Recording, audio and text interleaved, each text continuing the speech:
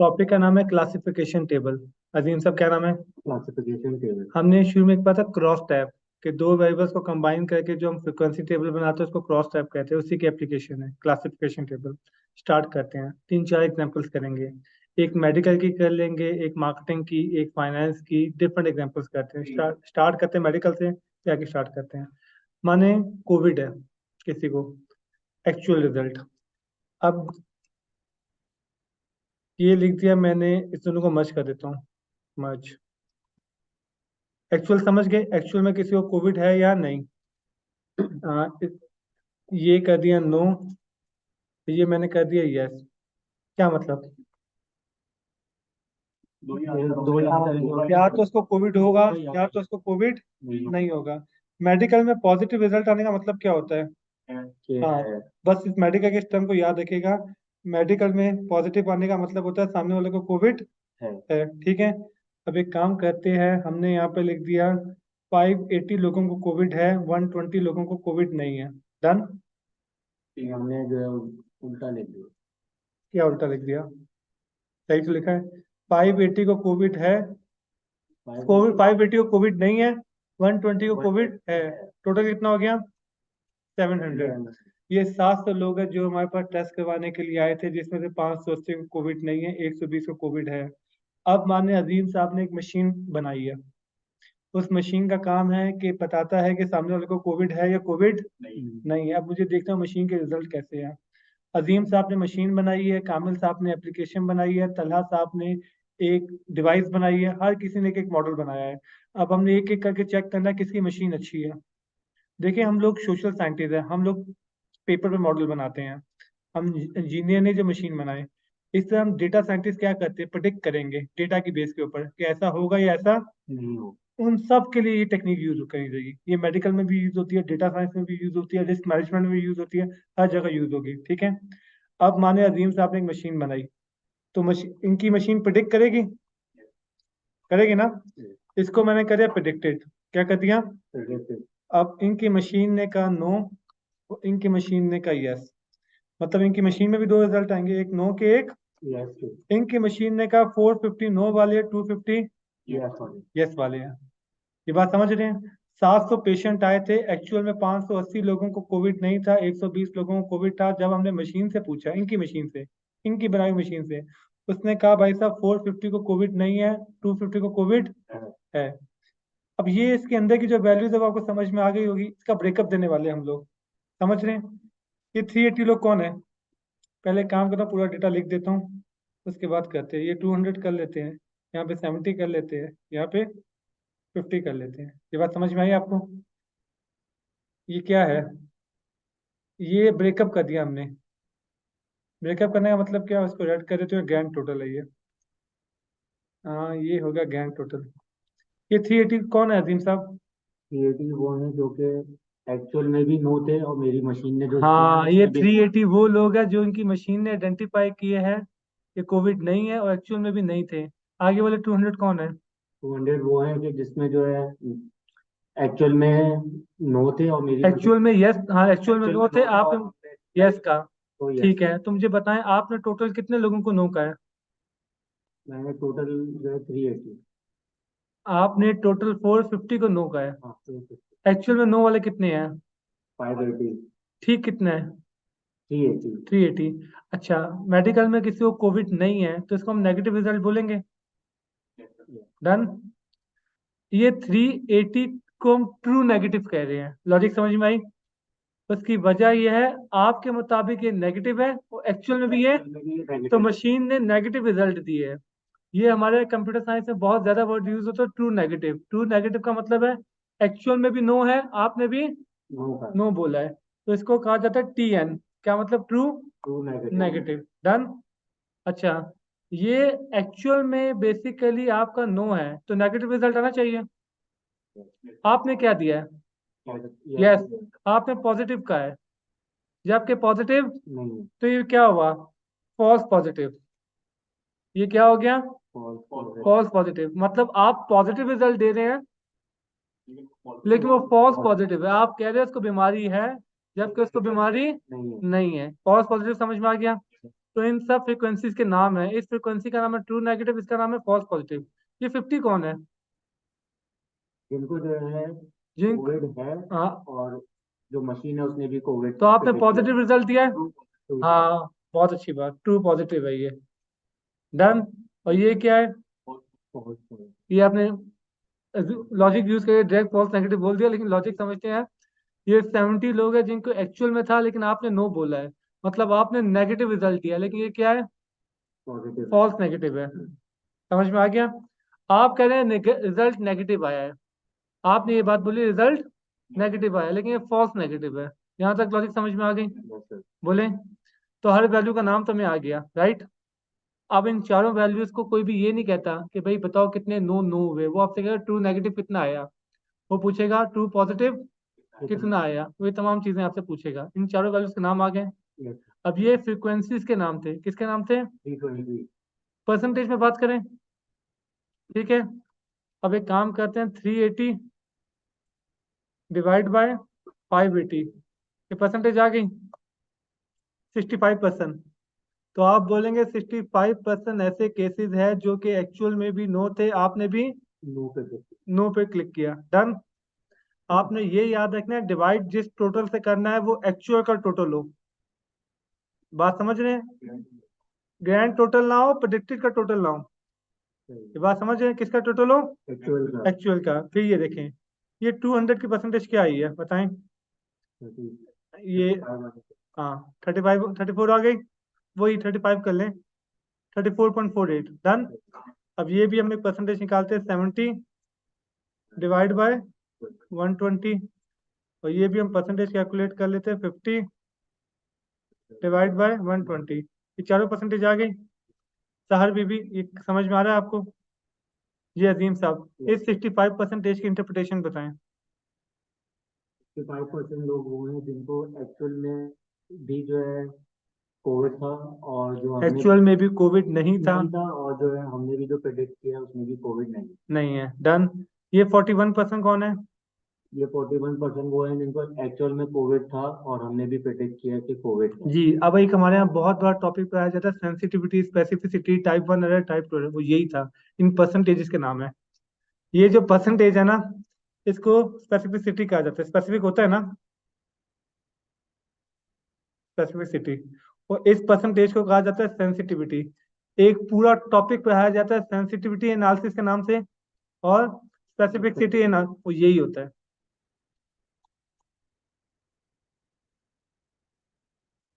ये क्लियर हो गया?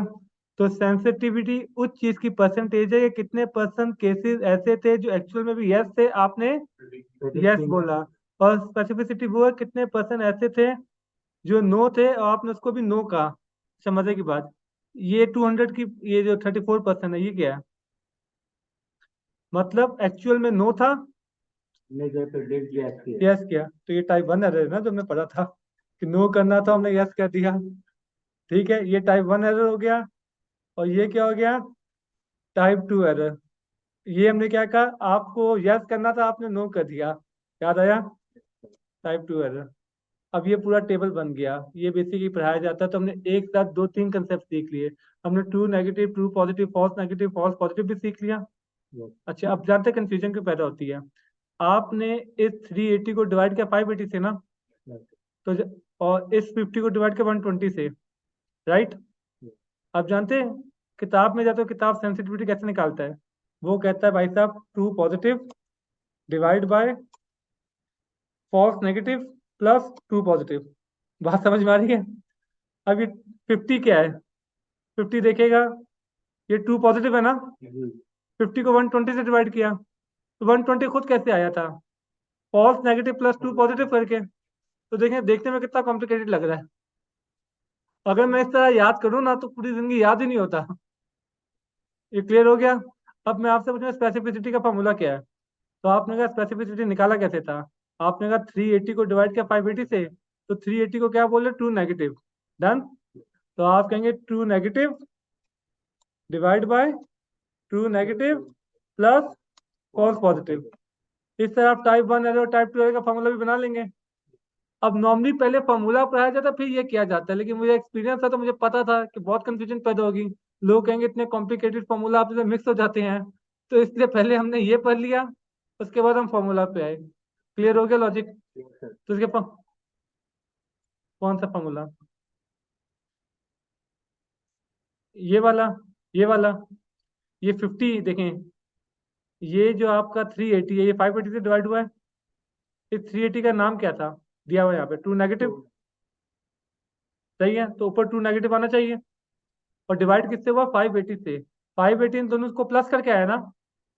इनके नाम क्या थे? ट्रू नेगेटिव और फॉल्स पॉजिटिव, राइट? तो देखें डिवाइड में वो आएगा, ट्रू नेगेटिव और फॉल्स Positive. पॉजिटिव। अगर आपको ये याद नहीं भी होता तो कोई मतलब, आपको टेबल पता होना चाहिए। आपको बस ये पता होना चाहिए जितना एक्यूरेट हुआ उसको एक्चुअल के टोटल से Divide. डिवाइड करना है। ये लॉजिक समझ में आ गई? तो ये हमारा पूरा टॉपिक हो गया टाइप 1 एरर टाइप। अच्छा, एक और बड़े मजे की बात, जब हम सैंपल साइज, आपने रिसर्च मेथड का कोर्स लास्ट सेमेस्टर में पढ़ा था ना, जी. उसमें एक चीज पढ़ी थी, सैंपल साइज कैलकुलेशन। क्या पढ़ा जाता है? Sample size calculation. Sample size calculation में पूछा जाता है कि भाई साहब अल्फा कितना रखना, पावर कितनी रखनी, पावर का वर्ड यूज होता है। ये जो परसेंटेज है ना 41, इसको पावर, अब मजे की बात क्या है मैं दिखाता हूँ आपको। अल्फा का साइन बनाया था यहाँ, इसको अल्फा कहा जाता है। ये टाइप 1 एरर है ना, इसका साइन क्या है? अल्फा समझे, क्रॉस इन्फिनिटी टाइप का साइन होता है। और टाइप 2 का एरर साइन है बीटा। टाइप 2 का साइन क्या है? Beta. बी बना होता है। टाइप 1 को हम अल्फा कहते हैं, टाइप 2 को, Beta. आपको याद होगा कॉन्फिडेंस लेवल 95% था तो हम कहते थे 0.05% अल्फा है। डन। और ये बीटा, यहाँ पे आता पावर। पावर का फॉर्मूला जानते क्या पढ़ाया जाता था? 1 माइनस बीटा। पावर का फॉर्मूला क्या बताया जाता था? 1 माइनस। तो आपने नोट किया, जो परसेंटेज यहाँ पे उसकी रिमेनिंग यहाँ पे आ जाएगी।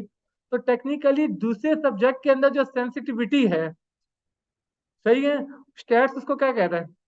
पावर। क्या कह रहा है? Power. पावर। ये बात समझ में आ गई? तो टेक्निकली जो स्टैट्स जिसको अल्फा कह रहा है ना, वो टाइप 1 एरर है। दूसरा सब्जेक्ट टाइप 1 एरर किसको कह रहा है? कि भाई एक्चुअल में नो था आपने। तो बेसिकली डिफरेंट डिफरेंट सब्जेक्ट में सेम चीज पढ़ाई जा रही है डिफरेंट डिफरेंट नामों से। ये लॉजिक क्लियर हो गई? Yes, sir. तो यहाँ पे इसको हम टाइप 1 एरर को अल्फा कह रहे हैं। ये यहाँ पे लिखना चाहिए था मुझे, इसके नीचे लिख देता हूँ, type 1 error equal to alpha, type 2 error equal to Beta. Beta. और जो सेंसिटिविटी की परसेंटेज, ये क्या हो गई? पावर। Power. आपको तो स्टेट्स में बीएस है ना तला साहब। 1 माइनस अल्फा क्या होता था? अगर अल्फा है तो इसका मीनिंग क्या होगा? कॉन्फिडेंस लेवल था ना। आप confidence level plus alpha equal to 1 कहते थे। तो कॉन्फिडेंस लेवल 95 होता था तो आप अल्फा कहते थे 0.05, 1 माइनस कॉन्फिडेंस लेवल कहते थे ना। तो अगर अल्फा की वैल्यू ये है तो इसका मीनिंग क्या हो जाएगा? Confidence Confidence. लेवल। ये बात समझ में आ गई? तो ये पूरा टेबल मैंने यहाँ पे बना दिया। क्लियर हो गया? Yes, sir. अब इसको मार्केटिंग में, रिस्क मैनेजमेंट में पढ़ें। किसकी एग्जांपल करें? फाइनेंस की करें, मार्केटिंग की करें, बैंक की करें? किसकी एग्जांपल करें? बैंक की करते हैं। माने ये 580 लोग हैं जिन्होंने बैंक से लोन लिया था, उन्होंने डिफॉल्ट नहीं किया था। ये 120 लोग हैं जिन्होंने डिफॉल्ट किया था।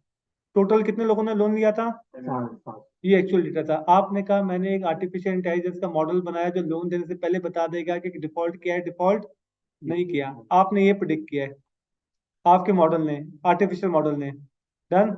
अब बैंक जानता है आपसे क्या पूछता है? बैंक कहता है अच्छा ये बताओ सेंसिटिविटी की कितनी आई है। समझ के क्या पूछना चाह रहा है? आप क्या बोलेंगे? 41.6%। ये है ना सेंसिटिविटी। तो बैंक आपसे पूछा है, कितने परसेंट केसेस ऐसे जो एक्चुअल में डिफॉल्ट करते हो? आपका आर्टिफिशियल का मॉडल भी कहता है इसमें डिफॉल्ट करता है। समझ गए? बैंक का सवाल क्लियर हो रहा है? फिर बैंक ने आपसे अगला सवाल पूछा, स्पेसिफिसिटी कितनी आई है। क्या पूछना चाह रहा है आपसे? ये कितने लोग जो है वो डिफॉल्ट नहीं default करेंगे, और आपने बोला डिफॉल्ट नहीं करेंगे। उसने कहा टाइप 1 एरर कितना किया आपने? तो आपने 34%। इसका मतलब है जो लोग डिफॉल्ट नहीं करेंगे ना, आप लोग उसको डिफॉल्टर बोल रहे हो। 80% से 34 की है। ये बात समझ में आ गया? Yes. और मजे की बात क्या है? मजे की बात ये है कि डिफॉल्ट कर रहे होंगे हाँ 58% टाइप 2 एरर है। ये मतलब जो डिफॉल्ट कर रहा है, आप बोल रहे हो डिफॉल्ट नहीं कर. नहीं कर रहा। लेवल चेक करें। तो आपका तो बहुत ज्यादा रेशियो आ गया। क्लियर होगी लॉजिक? Yes, sir. क्लियर है? अब इसको मेडिकल में वापस लाएं। मेडिकल के डॉक्टर को क्या चाहिए? उसको सेंसिटिविटी ज्यादा चाहिए, स्पेसिफिसिटी ज्यादा चाहिए? Sensitivity. हाँ, और इसमें ट्रेड ऑफ है। ट्रेड ऑफ समझते हैं? एक को बढ़ाएंगे तो दूसरे को कम करना पड़ जाता है। लॉजिक समझिएगा। अगर इस वैल्यू को बढ़ाने की कोशिश करेंगे तो ये तो ऑटोमेटिकली कम होगी। Yes. इन दोनों के आपस में भी ट्रेड ऑफ है। एक को बढ़ाएंगे दूसरा कम होगा। कैसे? मेडिकल वाला आपसे कहता है कि भाई साहब देखें सेंसिटिविटी क्या है, जिसको बीमारी हो, आपकी मशीन भी कह रही बीमारी है, हम उसको रोक लेंगे। इमेजिन करें एक को बीमारी नहीं है और आप उसको भी कह रहे बीमारी है, तो आप टाइप एरर कर रहे हो ना। यानी एक्चुअल में उसको बीमारी नहीं थी लेकिन आपने कह दिया बीमारी, ये एरर बढ़ जाएगा। खैर है, लेकिन कोई ऐसा बंदा ना हो जिसको बीमारी हो और आप बोले बीमारी नहीं है, तो वो कह रहा है कि बीमारी नहीं वाले को आप बीमारी बोल दो, हम रोक लेंगे ना मैक्सिमम क्वारंटाइन का, क्या फर्क पड़ रहा है। 50 ऐसे लोग हैं जिनको बीमारी नहीं है, आप बोल दो बीमारी है। लेकिन ऐसे केसेस नहीं होने चाहिए कि जिसको बीमारी हो और आप उसको जाने दो। तो उसका मेन कंसर्न ये है कि आपने यस को यस बोलना है, नो को भी यस बोलते हैं तो वो एक्सेप्टेबल है। अब आप कहते हैं नहीं मेरा स्पेसिफिसिटी बहुत अच्छा है, हमेशा नो को नो बोलता है। उसने कहा इससे ज्यादा जरूरी मुझे ये चाहिए कि यस को यस बोले। अच्छा अब होगा क्या, जब मैंने कहा यस को यस बोलना है, तो जिसका थोड़ा बहुत भी रिस्क होगा आप उसको यस बोल देंगे, जिसके थोड़े बहुत भी सिम्टम होंगे आप उसको यस बोलेंगे ना।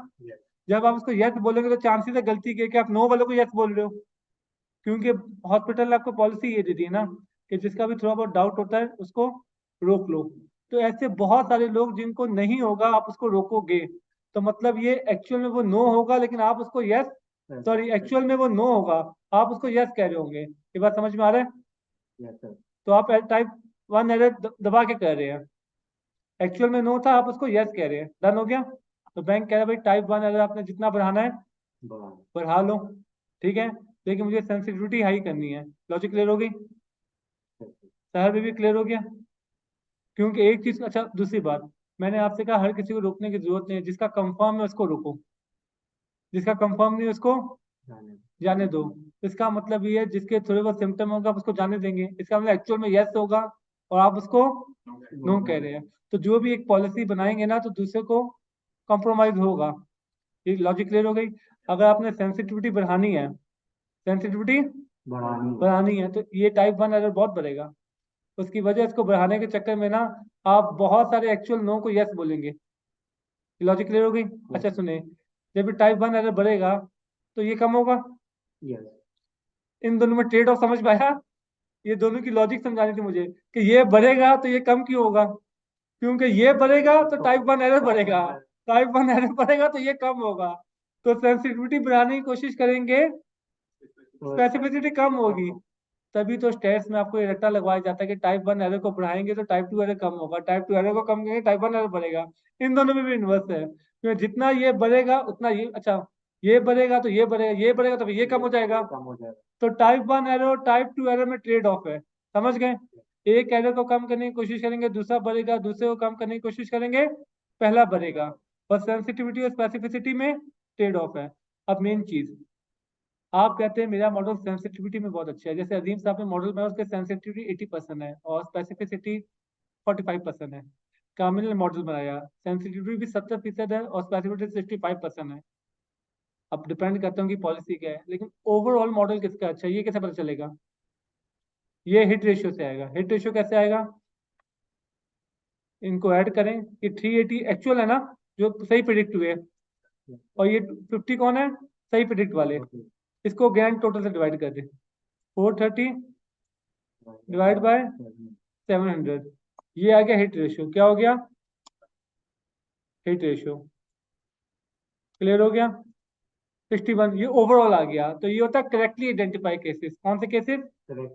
ये ओवरऑल है, इसमें सेंसिटिविटी स्पेसिफिसिटी दोनों मिल गए। क्लियर हो गया? तो ये ओवरऑल ठीक बता रहा है। हिट रेशियो क्लियर हो गया?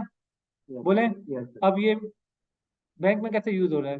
बैंक में आपने आर्टिफिशियल का मॉडल बनाया, फिर वो कंपेयर करेगा कि भाई एक्चुअल में कितने लोगों ने डिफॉल्ट नहीं किया, तो आपने क्या बताया? डन। मार्केटिंग में आ जाओ। मार्केटिंग में, मार्केटिंग में बस 500 पेशेंट, 500 उसका डेटा है कस्टमर्स का, उसमें तो कुछ ने प्रोडक्ट खरीदे कुछ ने प्रोडक्ट नहीं खरीदी। अब मैं उनसे कहता हूँ कि भाई मैंने एक आर्टिफिशियल का मॉडल बनाया जो बता देगा कौन खरीदेगा कौन तो उन्होंने क्या किया, अपने करंट कस्टमर का डेटा मुझे दिया क्या प्रोडिक्ट करो।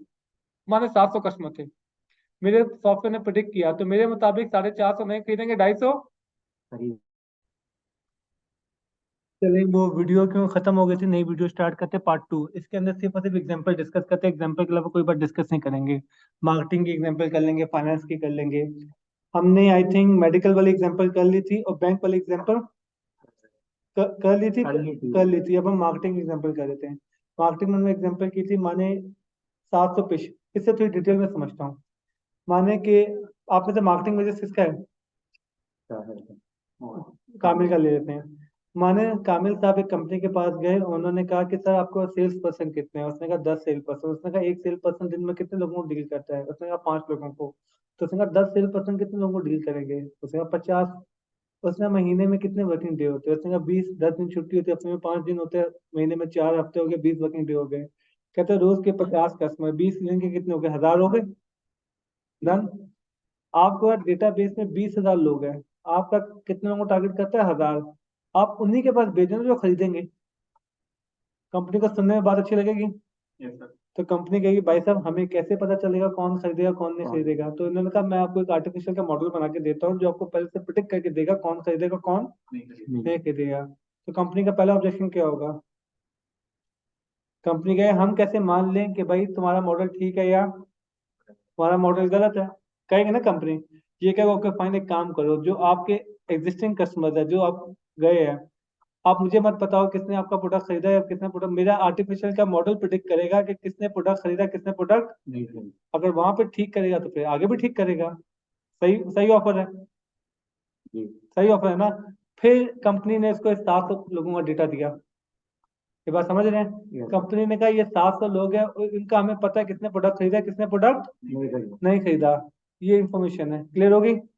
अब ये देखें, 580 लोग थे जिन्होंने एक्चुअल में प्रोडक्ट नहीं खरीदा था, 120 लोग थे जिन्होंने एक्चुअल में प्रोडक्ट, खरीदा था। तो टोटल 700 हो गए और उसने ब्रेकअप करके दे दिया। इसके इसके मुताबिक 450 ने नहीं खरीदा और 220 ने खरीदा है। तो कंपनी ने कहा भाई मुझे आपका मॉडल समझ में नहीं आता। आपने देखें तो 50%, आपका 41.667% आया है सेंसिटिव रेशियो। आपने सिर्फ 41% सही से आइडेंटिफाई किया है कि कौन खरीद रहा है कौन नहीं खरीदा। नहीं खरीद रहा है। ये लॉजिक समझ में आ गई? यस। फिर अजीम साहब ने एक मॉडल बना के दिया। आप समझे डेटा साइंस हमारा काम क्या है? अब लोगों को ये बात समझ में नहीं आ रही कि हमारा मॉडल डेवलप करने का मतलब क्या होता है।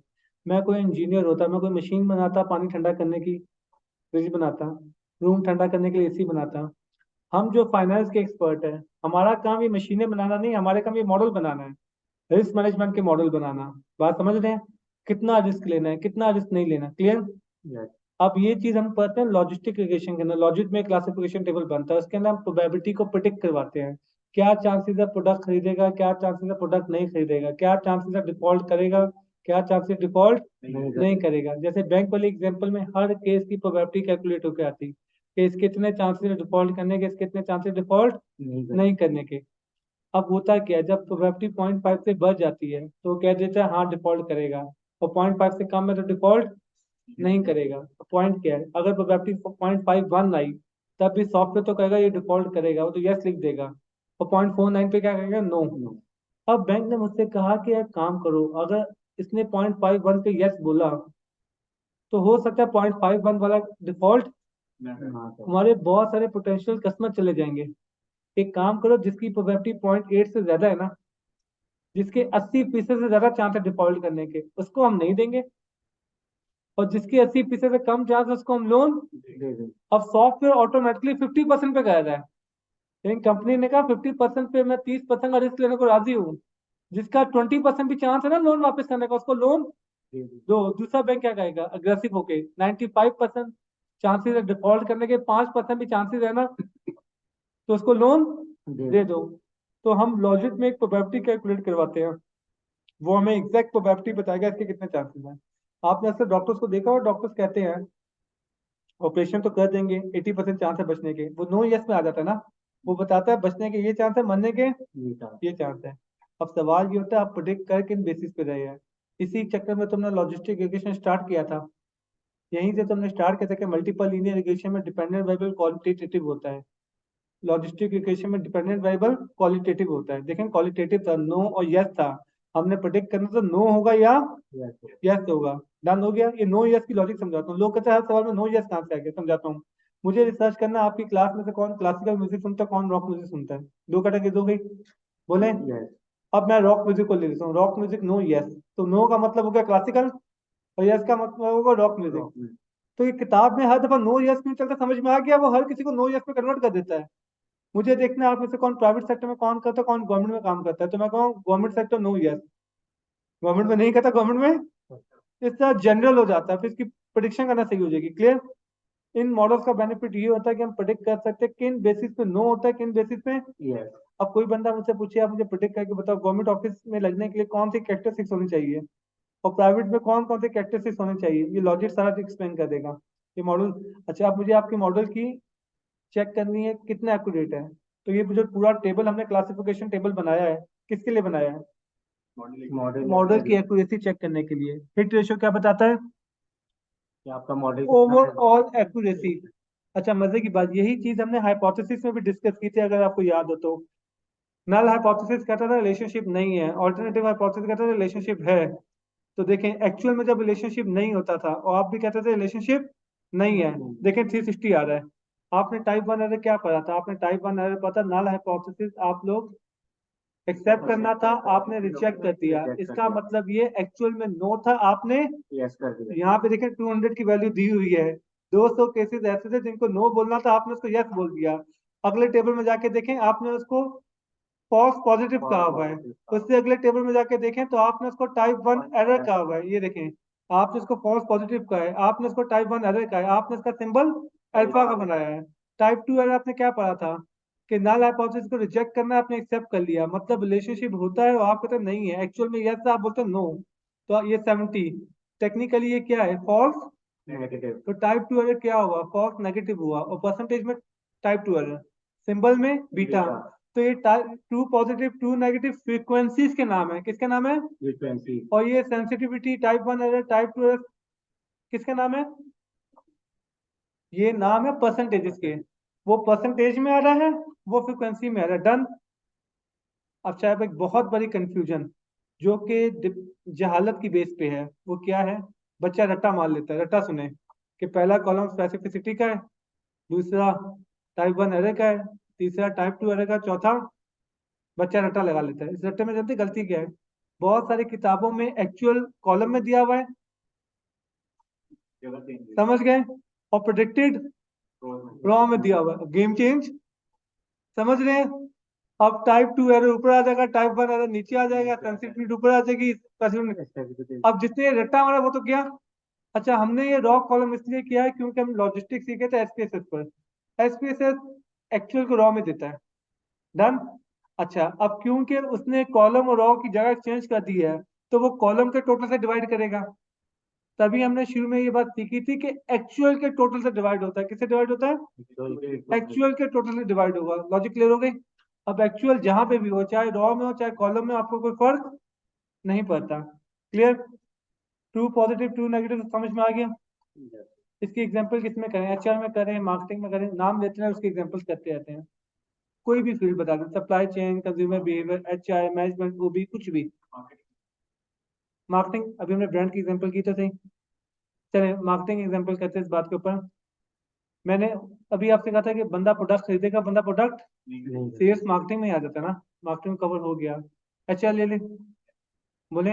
Yes sir. मैंने एक बंदा मुझे कहता है कि यार जो भी बंदा रखता हूँ वो एक साल में भाग जाता है, जब तक उसको ट्रेनिंग देता हूँ, जब तक वो काम सीखता है, जब वो सीखने के काबिल होता है बंदा छोड़ के चला जाता है।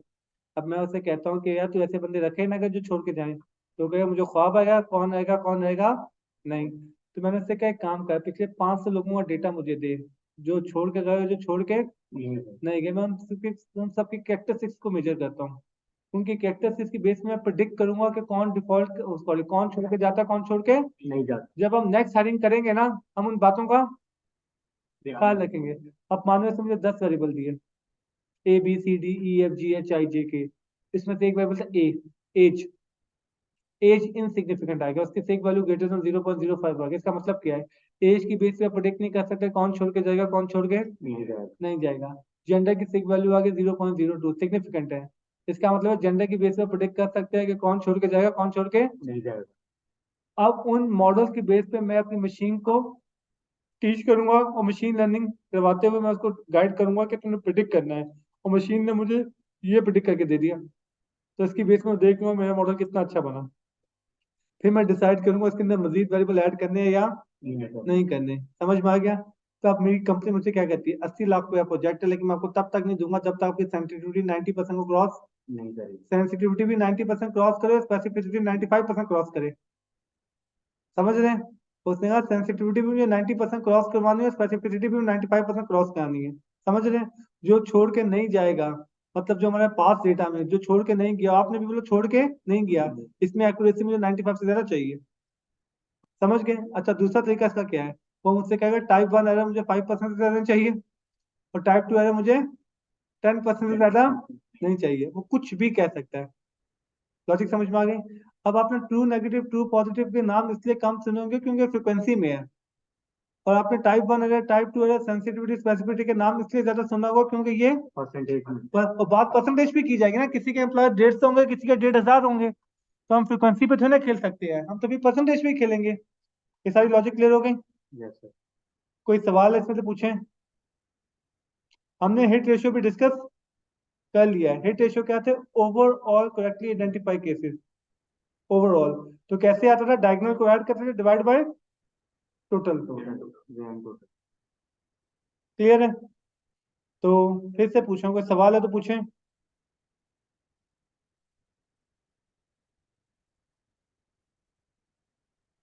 जी।